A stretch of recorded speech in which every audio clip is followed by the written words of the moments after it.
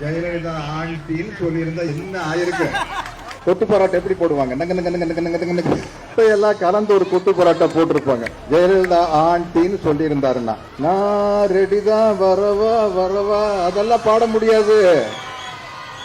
ஜெயலலிதா ஆண்டின்னு சொல்லியிருந்தீங்கன்னா நீங்க ஒரே ஒரு பாட்டு தான் இருக்குது. ரொட்டப்பட்ட ரொட்டு மேல முட்டை பரோட்டா நான் தொட்டுக்கு சிக்கன் பரோட்டா. ஜெயலலிதா மேடத்துக்கிட்ட போய் கூட மேடம் நீங்க குடியாட்சி தலைவா கொடுத்த ரிலீஸ் பண்ணுங்க மேடம் அப்படின்னு சொல்லியிருந்தாங்க. ஆனா யோசிச்சு பாருங்க, ஸ்டாலின் நன்றின்னு சொன்னாரு, ஏமாந்து போய் ஜெயலலிதா மேடத்தை ஜெயலலிதா ஆண்டின்னு சொல்லியிருந்தா என்ன ஆயிருக்கு? ஜெயலலிதா ஆண்டின்னு சொல்லியிருந்தா என்ன நடந்திருக்குங்க? நம்ம பார்த்துருக்கிறோம்ல இந்த ரோட்டோரத்துல கொத்து பரோட்டா எப்படி போடுவாங்க?